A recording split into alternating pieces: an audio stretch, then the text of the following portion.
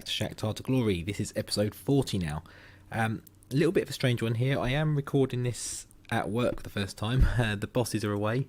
I've been struggling with the evenings recently. I managed to get a fortnight video out today, which would be probably last Tuesday for you guys. I'm a little bit ahead with the Football Manager, but catching up very quickly where I've not had much time. I mentioned it, I think, on Twitter, possibly in a couple of YouTube comments. There's a potential, just whispering just in case anyone's nearby, job interview on the go.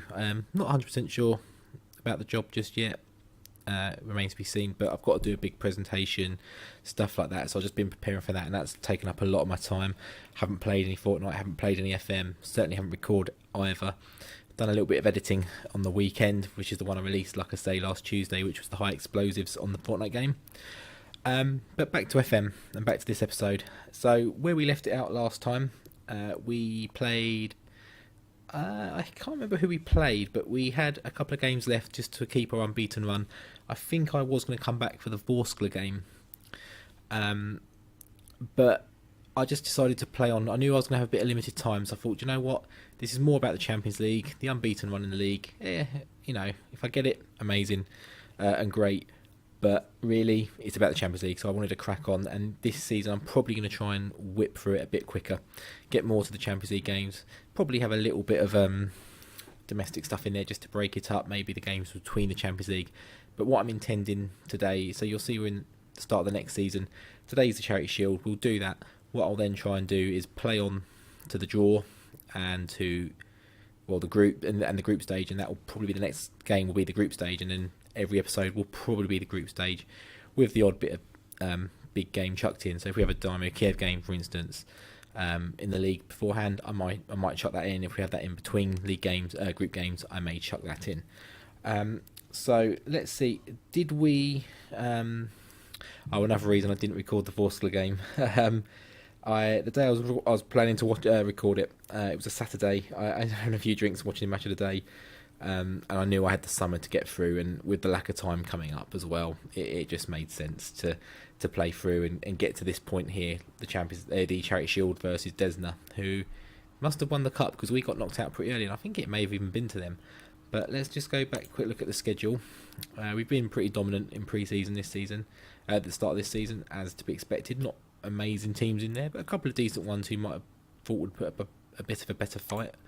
But we go to the end of the season. I think Dynamo Kiev was the next game. Yeah, so it's the Porto game was actually the last game we played. Like I say, it's so long since I recorded, I can't actually remember where we were last time. We did, unfortunately, only manage a 1-1 draw, going out 3-2 on aggregate. And obviously with the away goals. No, I think it was just on aggregate. We needed one more goal just to try and get back in the tie, but it didn't happen.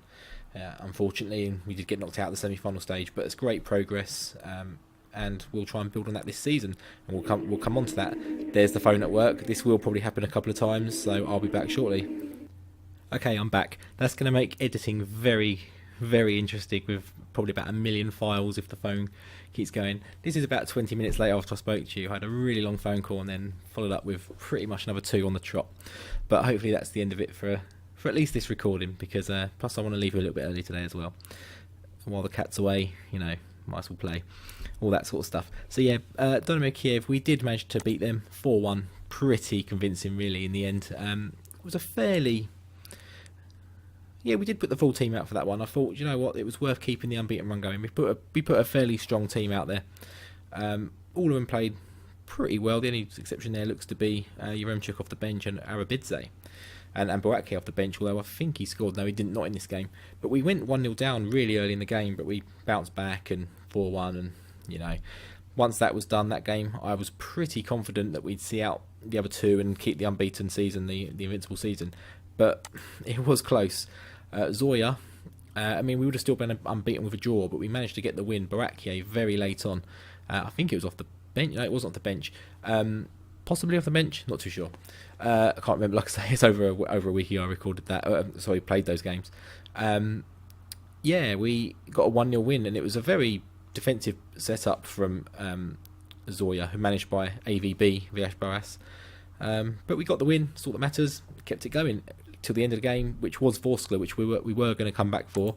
Probably just where we didn't, because again it was just another 1-0 sort of fairly routine win. We put a fairly strong team out for all those last 3 games. Actually, now I'm looking at it, because we had nothing else to play for.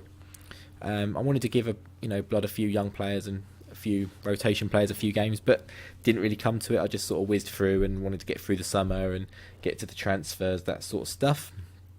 So that's the games out. Let's have a look at the transfers.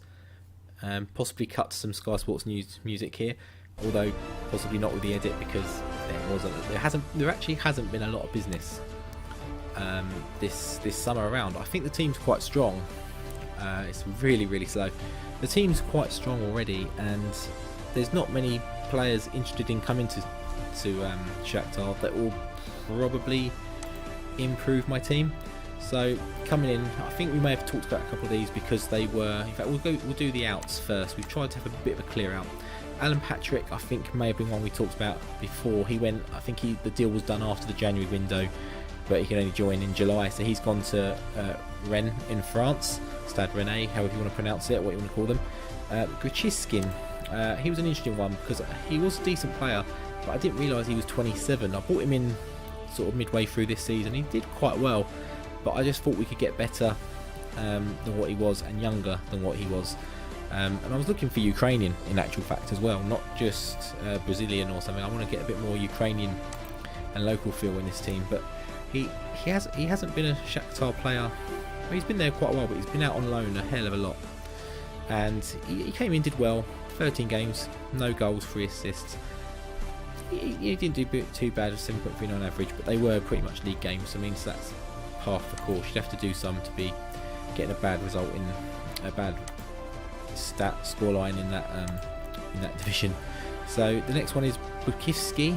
He was, I think, on loan last year. He was sitting in the reserves. I think he's a striker. He is, again, 27 years old. More of a big lump up front. Now, I was toying with keeping him in and bringing him up, but he's just not good enough.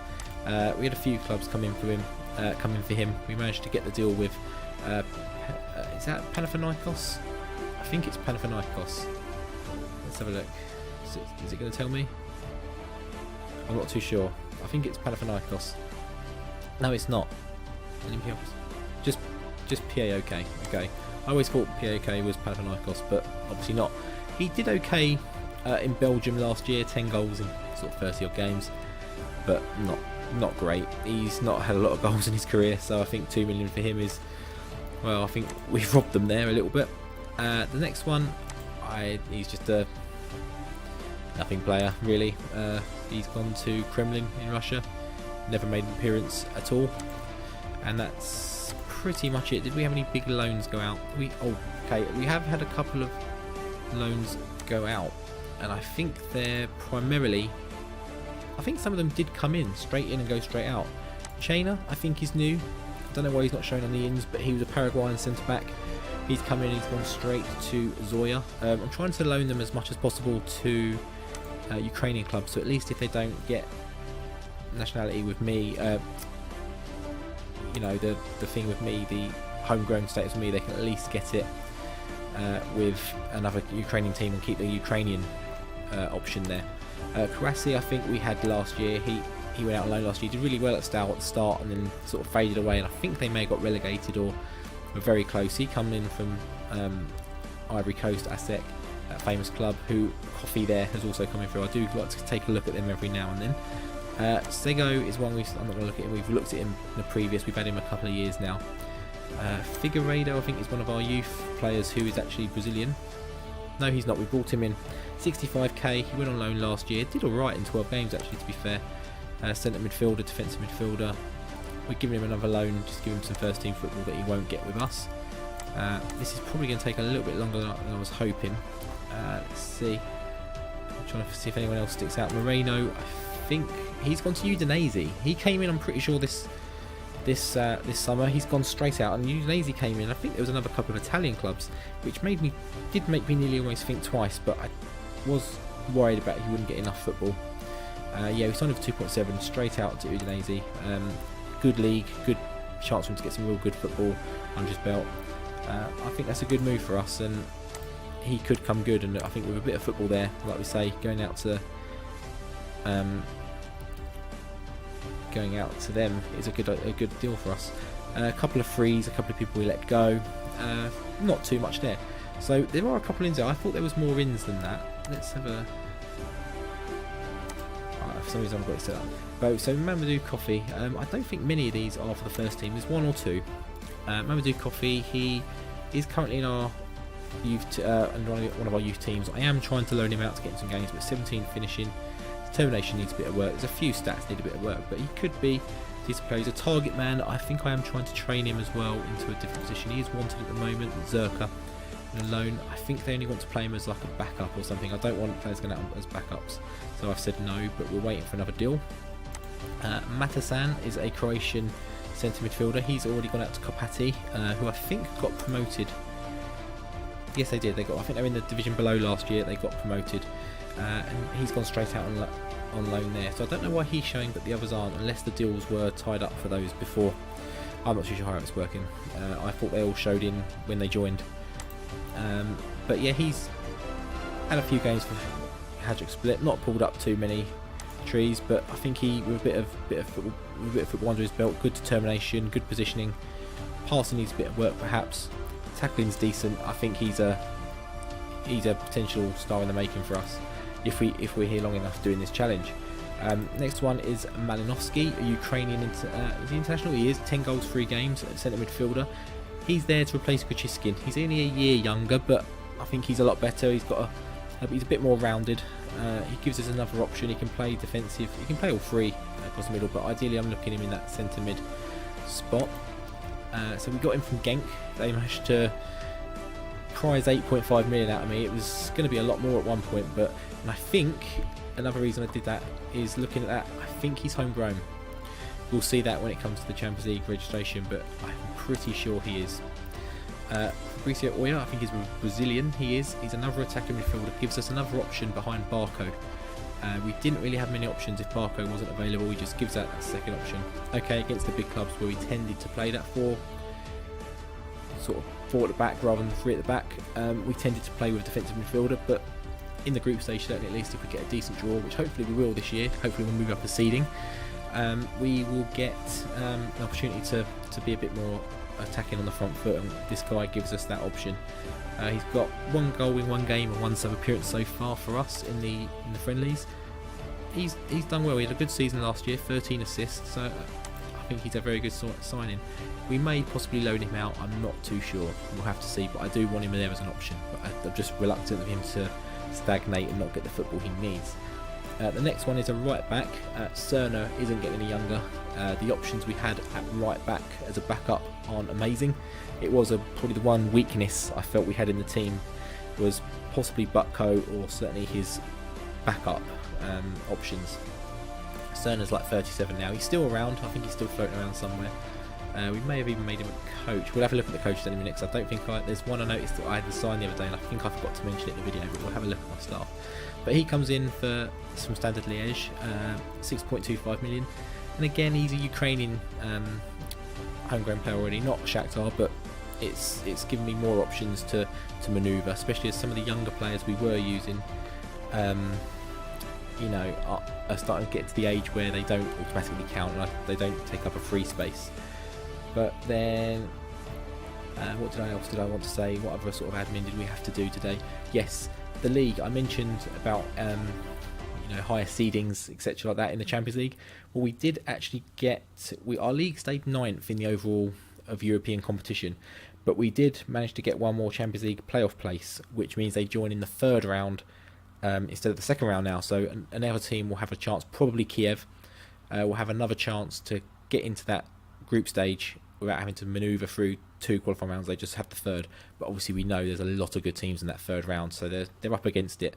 But obviously I don't like seeing Dynamo Kiev do well, but I need them to do well for us to progress as well and have more of an opportunity of bringing in better players, the league to improve, more teams to be able to get into European competition.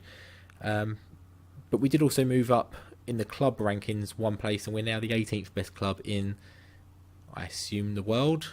Most of that will be Europe anyway, but I assume the world. We are also now back in our stadium. Where are we? We came back, I think it was the 1st of July we started, so we are now back in the Donbass. We've got 51,000 seater now as opposed to 30 something I think last year. So we're going to get a lot more. We've also got our youth stadiums back, which I think we may have had anyway. But we may need to look at improving some of the facilities again, because obviously now we've moved back, I think some of those have dropped. I had worked on getting them up, but some of them have dropped again. But we've sold a lot more season tickets. We're going to have a lot more money coming in from those receipts, and just being at home will give us such a bonus in the Champions League. I don't know what factors into it that you're not playing at your home ground, but yeah, it's an interesting thing to see. I did want to do some kits. I think I mentioned it in the last video. Some kits for going back to this stadium, do some sort of anniversary or celebratory. But like I say, with the time, this just sort of come out of left field for me, and it's just left me with no time to be able to do that. So I might still introduce them, and just not for the start of the season. Maybe if I get a chance. The interview's in like 2 days' time, so maybe if after that and I've had a bit of a breather, we can get it going for the next league game after this game, or the Champions League. But there's the phone again, so I'll be back in 1 second. Not quite so painful that time, but I am racking up the amount of files that we're getting, having to edit with later. So let's have a quick look at the under 21 teams. As you can see, a lot of players out on loan. We've still got a few foreigners there. I'm pretty sure he only just came in. I don't know why he's not showing on the transfers in. Raul Cortez. We're trying to loan him out. We're trying to loan out most of these. Zerka, that seems to be interesting in everyone I have. We've had him a while. Arabidze, I've looked at trying to offload him. I don't think he's quite at the required standard we need. We can get better. I want to try and bring someone who isn't foreign up as well, which I think I have done in that, which will become clear as the games go on. I'll introduce the players, but we've tried to sell Bogdanikov, not good enough. Sabol, he's played a few games in pre-season, I think, but again, not quite good enough. We've got a younger, better version than him. I'm sure there's someone else in here we've tried to sell. Petrak, we're still trying to get rid of him. We're still trying to most of these we're trying to get rid of. He's trying to go. Kocholava, something like that. Cerna's down there, he's there now, just tutor now. Freitas, again, not quite the level. We brought him in and then bettered him about a month later. And we've bettered him again, I think, this window. So and Mikitski as well. He did quite well, but he's 29. He's not quite at the level, and most of them games again are in the league. So his average rating is a little bit. Yeah, he's homegrown, but I think that's the right back I wanted to improve. There was one other thing I wanted to have a quick look at. Viseu. If we can just have a quick look at the squad. If I can find it. It's a little bit messy when I go in this way. If we go position. Viseu, here he is. So he made his international debut for Brazil against Peru, and he got 5 goals. He is the man. He's still not the man over Romero. Romero is still the man, but he's very close behind. 22 years old. I think he's actually older, but he's a very good option. I mentioned it in one of the last videos or previous. We were looking at possibly, we're trying to loan Collod out still as well, getting some more game time. We're going to look at potentially moving on Borakier. He's going nowhere. He had such a good season last year. In the league, 22 in 20. We may even have to factor him in. It's a tough one. He plays in that front three, but the front three I don't think works amazingly well in Europe for us. We get very exposed. We haven't got the players to cover all the positions, but it's a consideration I'm certainly having to take on, and we'll see how the season goes on. We may try and experiment with it again, potentially in the group stage, just because the amount of goals he gets, it gives us the chance to have him, Romero and Viseu potentially, or whoever in the team, and the goals in those front three is just incredible. It's just whether we can keep it tight at the other end. That's what she said. So what we'll do, we'll jump into the game now. It is the Charity Shield against Desna. As you can see, still the normal kits. I do like their kit, it's very nice. Let's see who we've got. I just see another name who's unavailable, and again, he's another one I thought we brought in. So the transfers hasn't shown too well as what I think we've done. I think we've done more than what we have, but like I say, it wasn't the busiest transfer window. So Leo Santos, he's another one. Straight away, we brought him in, 20-year-old Brazilian centre back. We brought him in from. We've had him a bit longer. We loaned him out. Okay, he was one of last year's ones. He played at Zoya last year. Did quite well. Only played 7 games. I think he went in January. but we brought him back in. He's in. He's one of our main centre backs now. I think one of the main ones is injured. Audets is injured in this free.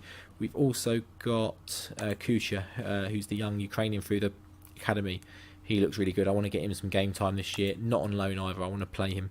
He may go on loan if the right opportunity comes along, but primarily I'm looking at him as a getting some games with us. The team pretty much sorts itself out, I think, there. What I really don't want now is the phone to ring during the game, so pausing and then pausing edits. We'll come back in a second after this delay in the load up. There we are, we're back. So again, a very defensive sort of 4-1-3-1-1. Do see some very strange formations in the Ukraine.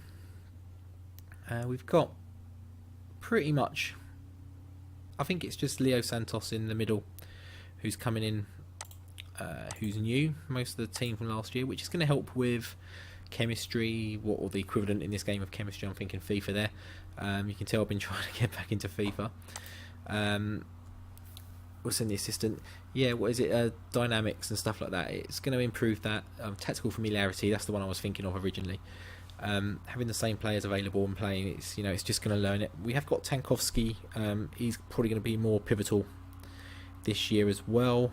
We've got a few new additions that I think do strengthen the team, but the core squad is as it was, and we haven't upset too many, but with our outs either. Vizeo is through. He squares it back. Bucko now. Paulinho is flying everywhere, and Fred just doesn't manage to turn it away, but good positive start. I say start, it's 15 minutes on the left here.